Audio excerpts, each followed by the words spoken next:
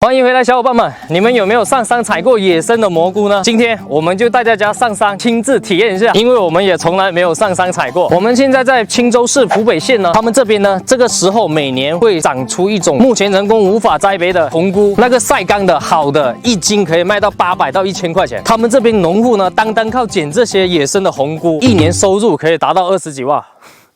那这种神奇的红菇，肯定我们是要来亲自尝一尝的。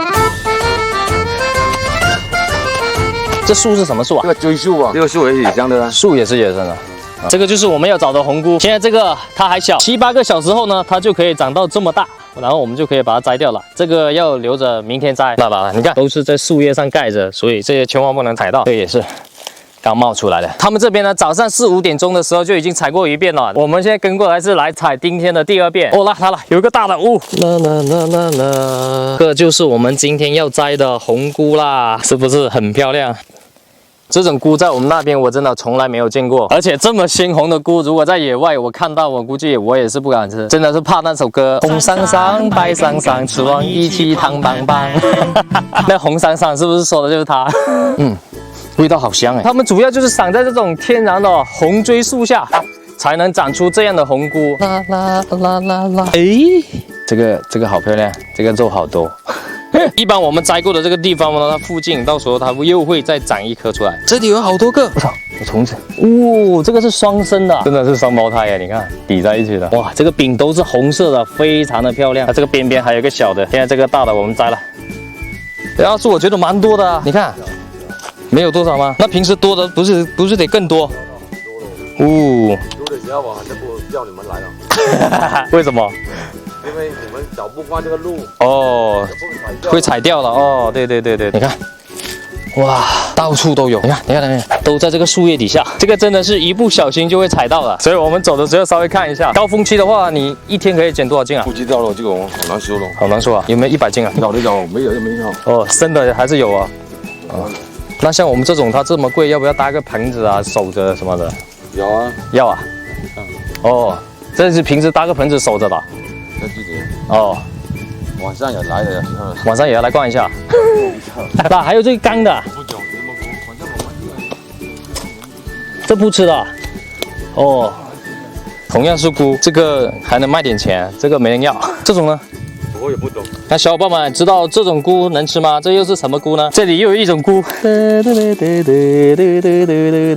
啊，长得好可爱啊，超可爱的这种菇啊！这又是什么菇？这个就是白桑桑哦。这又是什么菇？好大一个菇！这个也是包的，我会叫租的。你租的啊？每年给多少钱？几万块哦。每年给几万块啊？几万块钱给的。多少亩啊？我也不觉得多少亩。就他们在外面工作，他们就不来捡了，就租给你。哦，这菇虽然是野生的，但地盘是人家的哦，大家不要随便来捡哦。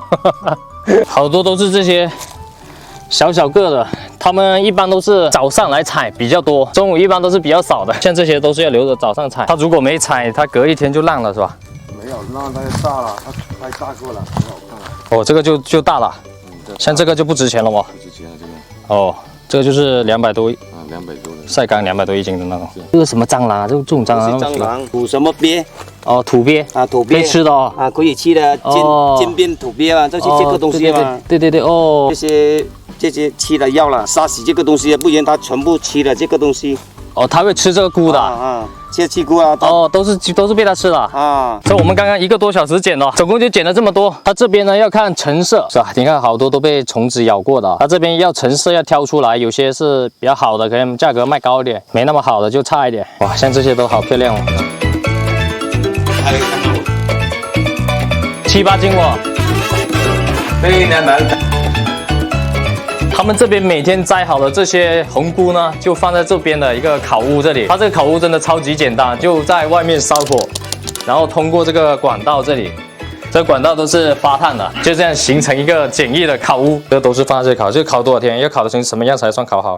应该要烤30个小时以上。这个好的。这个好的。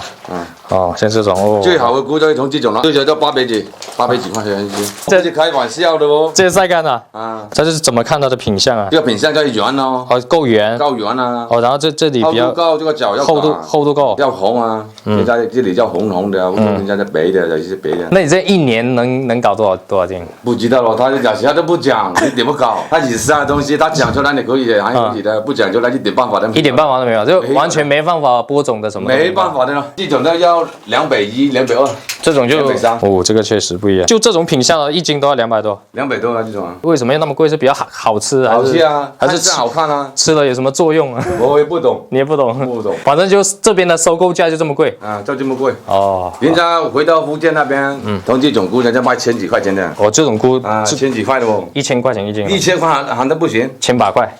像它这样晒呢，那基本就是说这些生的红菇要6斤，它才能晒出这个干的1斤，所以这个价钱这么贵也是可以理解的吧？因为生的都已经要60块钱了。这是我们下午在山上捡的，就洗好了，然后我们再试一下它这些晒干的，这个成色是稍微比较好一点的，1斤500多的，来试一下它们的味道怎么样？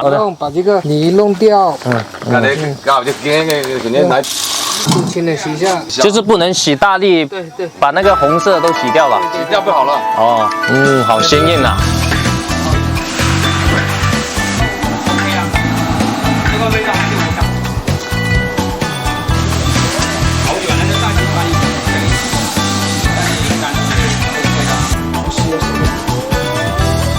这个真的是跟什么菜炒，它就是什么颜色，它就是红色，连这个鸡肉它都变炒红色了，然后我们这个火锅呢，它也变红色了。先试一下这个干的红菇，跟我们那个柴树菇真的很像，而且它口感没有那种香菇那么嫩滑。试一下它这个染红的这个鸡肉，试一下，真的很有增香的效果。再试一下我们这些跟它炖出来的汤，这样子清煮之后呢，它的菇稍有点变色。也不错哇，这个汤贵。这个香菇不买来当主食，就买来这个蒸鲜。整体这个汤不仅颜色改变了，而且我觉得整体的口感也会提升很多。他们又一直在强调不能洗太干净，因为太干净那个红色素全部都洗没了嘛。所以这个都刚刚我吃的都有点沙子。这么好吃的菇，得带点回去给小芋圆吃。好，收到，大家好久不见的小芋圆，来跟大家说一下。大家好，我是小雨薇。爸爸特地留给你吃的哦。啊，不好吃吗？你都没吃过啊？那你吃一个好吗？就不要吃红汤汤。不要做红桑桑啊！好吧，本来是想带给小芋圆吃的，但是小芋圆第一眼看到的时候就说他们是红桑桑。红汤汤被姑娘当爸爸。一起当爸爸。你在哪里听的？我弟弟也听过。你现在死活不敢吃，你害怕是吧？我害怕。为什么害怕？试一下嘛，没事的。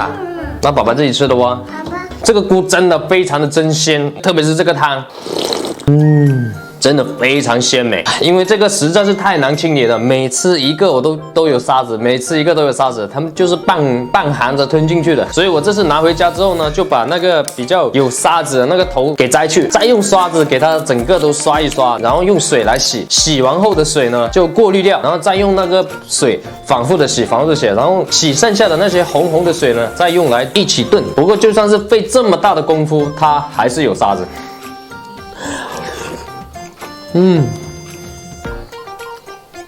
那有吃过的小伙伴，你们是具体怎么把它彻底的搞干净的呢？然后我们去的这个县呢，它是出了名的长寿县，也因为他们那边的人呢，打小就吃这种天然的菇，所以他们也认为这是超健康的美食，而且还能发家致富。